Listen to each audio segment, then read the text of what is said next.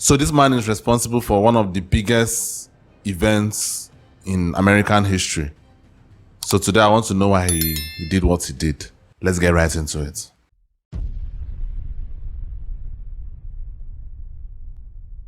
Osama bin Laden went down in history for his obsession with attacking the United States and its allies, never giving up on his mad quest until he was finally gunned down by SEAL Team 6 in 2011. But why was this terrorist mastermind so obsessed with the United States? Why did he attack the US in the first place? If you ask many intellectuals, they'll tell you that most terrorists aren't powerful criminals, but rather people driven by desperation to strike out against a government they view as oppressing them. This applied to many of bin Laden's henchmen, who were sponsored by Al-Qaeda's inner circle to train in its terror camps. But it did not apply to Osama bin Laden. Osama grew up in Saudi Arabia in the lap of luxury. As the son of Mohammed bin Awad bin Laden, to say that the elder bin Laden was a success would be putting it lightly. He was a billionaire construction magnate who ensured his family was well taken care of, his very large family at that. Osama bin Laden was born in 1957 as a son of Mohammed bin Laden's 10th wife. In total, his father had 52 children. His mother divorced the billionaire soon after Osama was born, but Osama... Wait. 52 kids. Jesus Christ. Wait, I'm aware that, in that part of the world, you're allowed to have multiple wives. And even in my country as well, the northern part of my country is mostly Muslim, and they're allowed to have multiple wives. Have I ever really heard of anybody that has 52 children? I've not. Even in my country with Muslims as well. I've never heard it. 52! That is much. I mean, he was a billionaire, so I guess he could take care of all the kids. So, I mean, if you want to look at the positives, at least. Would ultimately inherit at least $25 million from his father. So, he was well taken care of. But where did his radicalism begin? The bin Laden family was devoutly religious, but followed a mainstream version of the Sunni Muslim faith.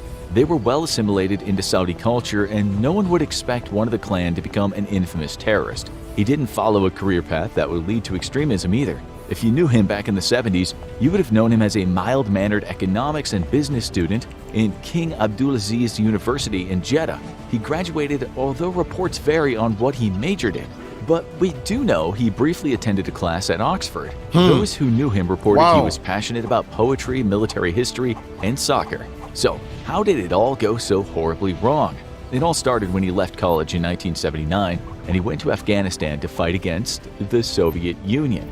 The invasion of Afghanistan had galvanized him to become a political radical, but he had no reason to hate the United States at that point. In fact, the US and the Soviet Union were bitter enemies. The groups he worked with, like the Mujahideen, had even received financial support from the United States as they battled to hold the Soviets at bay. So the Saudis provided support against the Soviets as well, and it seemed like bin Laden's interests were well in line with those of the larger Western countries. But then, something changed. By the time Osama bin Laden became a public name... I mean, everything so far just seems like, what the hell happened? Like, it's crazy.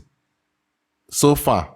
I'm sure there's some information that's going to be listed here now that will make everything to make sense. But so far, there was really no reason for him to hate the United States.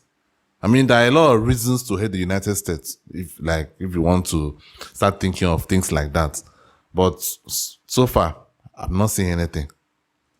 West, due to a series of escalating terror attacks against U.S. interests, his motivations had dramatically changed, and so had his status in the world. His turn to anti-West radicalism had led to his Saudi citizenship being revoked. After all, the Saudis greatly valued their alliance with the United States, particularly due to their rivalry with Iran, and they didn't want to be associated with a wild card. Bin Laden found himself a stateless terrorist, finding refuge in countries like Sudan, Pakistan, and Afghanistan, and he would only surface occasionally to make threatening videotapes. And on these videotapes, his motivation started to become clearer.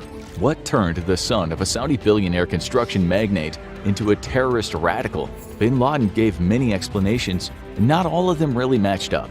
Not long after the 9/11 attacks, bin Laden released his first new videotape taking credit for the attacks, and he singled out one main reason for the attack.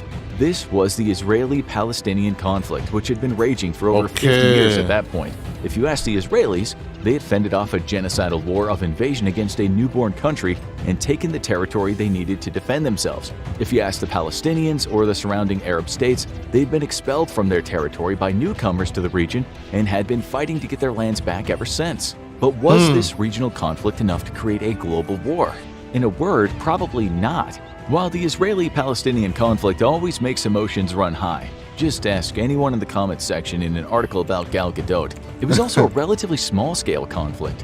The conflict over the Al-Aqsa Mosque and the Jewish Temple Mount was likely the most concerning to a religious zealot like bin Laden, but there was one problem with the idea that this was his motivation. Prior to this video, he had never mentioned the conflict before. The odds are that after striking his biggest blow yet against the US and becoming public enemy number one, he was hoping that bringing up this hot topic would get him more support from the countries in the region. But other conflicts may have had more to do with his radicalization. The Gulf War was one of the largest conflicts of the 1990s, with the United States ultimately stopping Saddam Hussein's invasion of Kuwait, but leaving the Iraqi dictator in power. Saddam was infamous for his brutal treatment of minority groups like the Kurds and frequently attacked U.S. planes entering his airspace. Iraqi forces even attempted to assassinate former President George H.W. Bush shortly after he left office, so the UN imposed sanctions on Iraq as long as Saddam refused to cooperate with international authorities, and this led to a trade embargo and widespread suffering in Iraq. And that was enough to get bin Laden deeply angry. He first mentioned the sanctions in his 1998 fatwa against Americans, claiming that over 1 million Iraqis had been killed by the sanctions and saying that targeting civilians was permissible due to this carnage. But bin Laden had no direct ties to the Iraqis and had never fought in the country, and in fact, Saddam was a very different sort of radical to him. Saddam led a military dictatorship that had no real alliance with Islamic radical groups, and when he was deposed by the United States a few years later, it created an opening for al-Qaeda in the country. So bin Laden basing his entire worldview around this issue would seem unlikely. But other conflicts were on his radar as well. Bin Laden's manifesto also mentioned countless conflicts regarding Muslims in the world. They included Russia's oppression of the Chechen Muslim minority in the Soviet Union, the ongoing border conflict in Kashmir between Hindu India and Muslim Pakistan, the Philippine government's conflict with Muslim groups, and Israel's ongoing northern border conflict with Lebanon. In each of these cases, bin Laden said the United States was aiding these groups to oppress Muslims. There was just one problem with that. The US had little to nothing to do with any of these conflicts. While they were allies with some of the countries, the government had little to do with them. In Russia's assault on Chechnya, the US had frosty relationships with its geopolitical rival, at best, even after the fall of the Soviet Union. The one exception was bin Laden's mention of the conflict in Somalia, where US involvement led to a bloody conflict that was immortalized in the movie Black Hawk Down. But none of these conflicts were particularly close to bin Laden, and his inclusion of them started to look more like a list of grievances than a smoking gun. He had one complaint that didn't match the others though, and this one might have had some right-wing Americans nodding along. In his 2002 Letter to America, his first time communicating with the outside world after the 9/11 attacks, he decided to broaden his complaints to America's domestic conduct. But he didn't accuse them of oppressing Muslim Americans. Instead, he went on a rant about America's immorality. Some of his complaints included the country's support of promiscuous sex, gay rights, alcohol and drugs, and gambling. He also oddly complained about trading with interest prohibited in Islam, but something common in banking around the world. Was Osama bin Laden suddenly becoming a culture critic? While many anti-American radicals do criticize America's domestic policies in addition to its foreign policies, while not being fully fledged terrorists, this appears to be another case like the Israeli-Palestinian conflict, where bin Laden seemed to generate a new grievance after the attacks that put him on the world stage. It's unlikely that this was his primary grievance that motivated the attacks, but a savvy propagandist like bin Laden might have put it in the manifesto to set Americans against each other.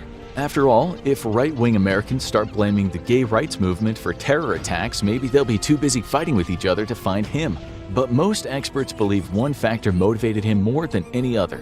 The year was 1991, and Saddam Hussein had invaded the oil-rich Persian Gulf state of Kuwait. Even though we've already discovered that Saddam Hussein didn't fully support bin Laden's cause, the roots of his rage might be tied to the war anyway. The US and Saudi Arabia were closely aligned, and the Saudis quickly invited US troops onto their soil. to launch their attacks on Iraq from there, and to provide some insurance in case Saddam decided to take his quest for oil even further. And when the war ended, the US stuck around. From 1992 to 2003, the US had around 5,000 troops stationed in Saudi Arabia, mostly to conduct air operations over Iraq. While Saddam had been pushed back, there had never been any formal peace agreement, and he continued to behave aggressively toward his neighbors. This was something the Saudis agreed to and in fact invited. Their security was endangered by Saddam as well, and business relations with the US were important to both countries. The US presence was vital to protecting the shipping lanes of the Persian Gulf. So, why did this fill bin Laden with rage? Simple. I'm still trying to remember which time, when did Saddam, when was he killed? Was he killed after 9/11 or before 9/11? I don't know whether it's been mentioned in this video, but I'm trying to, I'm trying to look at that timeline. Because if he was killed before 9/11, that could have been a motive for Osama. But if he was killed after 9/11, I mean, it's not a motive anymore. US agreed, the Saudis agreed, but no one asked him. While most people involved felt that the security benefits were worth it, Osama bin Laden viewed even the voluntary presence of US troops on Saudi soil as an invasion of holy Muslim land. While the troops were nowhere near the sacred cities of Mecca and Medina, they were too close for this radical.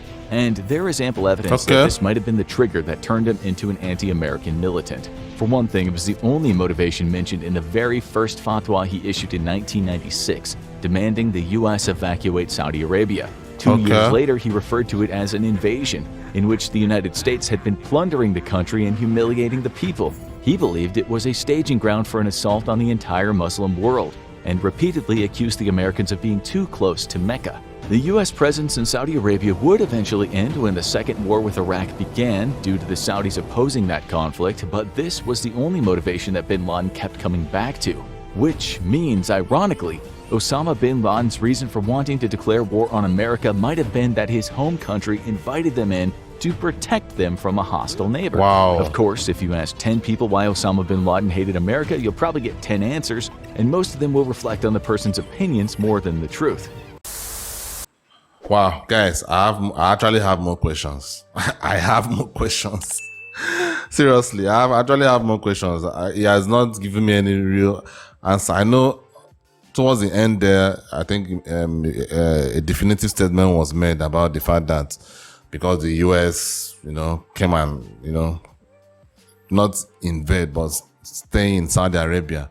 So Osama was looking at it like, they are too close to Mecca or the holy cities or things like that. So maybe that was the case, but I still have some questions. Seriously, what do you guys think? If you're an American, or even if you're not an American and you know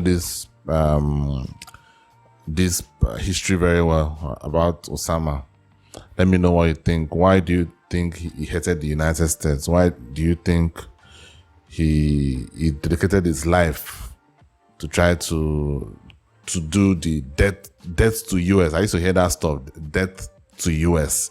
Why do you think he dedicated his life for that particular goal?